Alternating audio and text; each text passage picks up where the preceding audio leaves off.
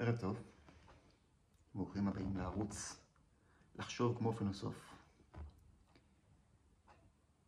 הסרטון הזה הוא בעצם פיילוט לראות אם עדיין יש ביקוש למוצר הזה שנקרא פילוסופיה. כמו שראיתם בכותרת, בתיאור, הגעתם לכאן מסיבה מסוימת.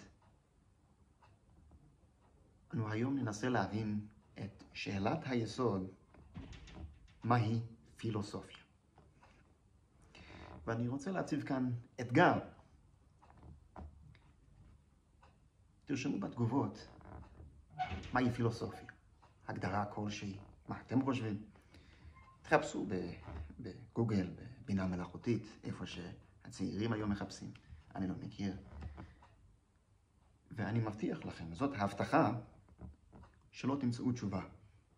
לפחות לא תשובה מספקת. והסיבה שאני כל כך בטוח בכך, היא כי אני בעצמי עשיתי את המסע הזה. כבר זמן רב, אני מנסה למצוא תשובה לשאלה, מהי פילוסופיה. וזה תמוה מאוד בעיניי, שהתחום שעוסק באנליזה של מושגים, בהגדרה של כל דבר שהוא לא אמפירי, וגם בדברים שהם אמפיריים, לא מצליח להגדיר את עצמו.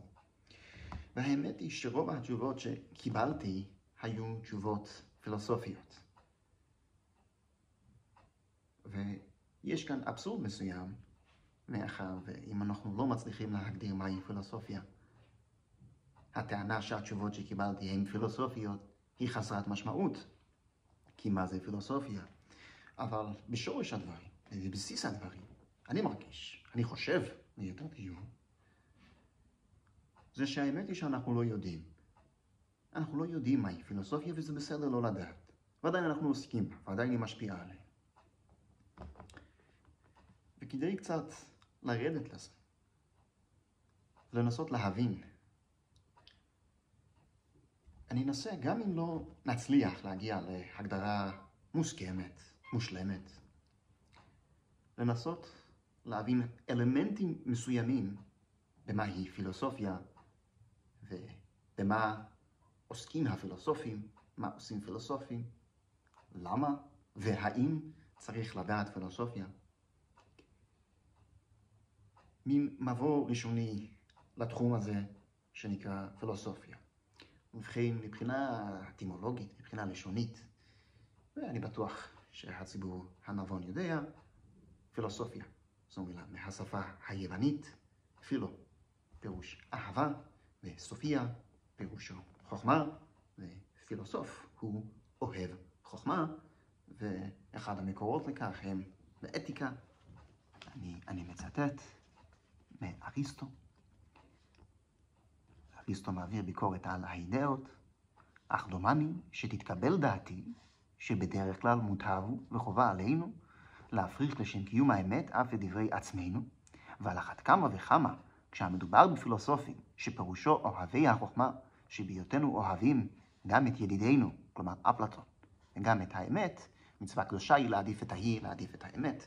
אז אריסטו ימנה את הטיעונים שלו נגד האידאות, ובמיוחד האידאה של טוב, ועל כך אנחנו נעסוק בהמשך. אבל הנקודה שאנו מוציאים מכאן הוא שפילוסופיה, או ליתר דיוק פילוסוף, הוא אוהב חוכמה. ואני מפריד בין שני הדברים, מפני שלכאורה, מבחינה לשונית, אנו נמצאים בתוך בעיה מתודית. כלומר, הפילוסוף הוא X שאוהב חוכמה. זאת אומרת שהתחום שבו הוא עוסק הוא החוכמה. חוכמה ניתן לעסוק בה במגוון צורות. ניתן ללמוד אותה, לבקר אותה, לדעת מהי, וכן הלאה וכן הלאה. אחת מהצורות שבה ניתן לעסוק בחוכמה זה לאהוב אותה. ואנו יכולים לפתוח דיון ונעסוק בדיון הזה, נעסוק בזה בהרחבה בהמשך. מהי אהבה? מהי אהבה אצל אריסטו?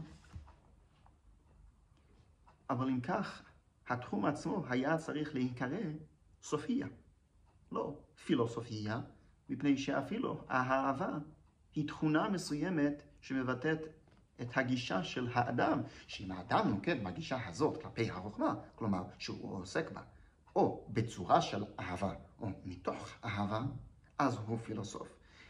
וזה לא כך. הסופיסטים, כפי שנקראו ביוון, אלה שעסקו ברטוריקה, נכיר את הדמויות האלה. זו היה כינוי גנאי, ואולי בשל כך הגדירו בתוך הפילוסופיה גם את האהבה. ועוד נקודה שניגעה בה יותר בהקשר להגדרה הזו של אהבת החוכמה, זו טענה, טיעון ליתר דיוק שזכיתי לשמוע מפרופסור הנרי אונייר, כשהתחלתי לעסוק בפילוסופיה, וזה שאם פילוסופיה היא אהבת החוכמה, הרי שיש הרבה אנשים שאמורים להיחשב פילוסופים בגלל שהם אוהבים חוכמה. למשל, פיזיקאי שאוהב את הפיזיקה, מה פיזיקה זה לא חוכמה. מי שעוסק במיקרוביולוגיה, בהיסטוריה, הוא לא אוהב את החוכמה. אם הוא לא אוהב, הוא לא אוהב, בסדר. אבל אם הוא עוסק בחוכמה שלו, אנחנו מגדירים זאת כך, שאדם שעוסק בחוכמה בצורה של אהבה, זה פילוסוף. הרי שהם גם פילוסופים, אבל אף אחד לא ייגש, למרות שכפי שנראה, הרבה פיזיקאים, הרבה מדענים מבריקים ודגולים, קופרניקוס ואחרים, ואיינשטיין, התייחסו לעצמם בראש ובראשונה כפילוסופים. אולי יש אמת בכך, אולי אנחנו טועים בתפיסה שלנו. ולכן, כשאנו ניגשים לראשית העניין ושואלים את עצמנו, האם אנחנו פילוסופים? אנחנו בעצם שואלים את עצמנו, גם מבלי שהגענו להגדרה מושלמת מהי פילוסופיה. האם אנחנו עוסקים בחוכמה מתוך אהבה?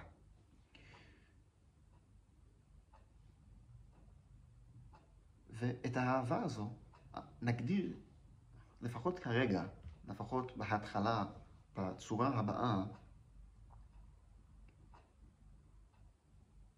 מתוך רצון לדעת את האמת וההכרה בכך, כי אהבה מחייבת ויתורים, היא לא תלויה בדבר, שהאמת לא תלויה בכך שאני מגלה אותה, בכך שאי פעם נגלה אותה, אלא בכך שהיא קיימת ואני חותר לגלות אותה.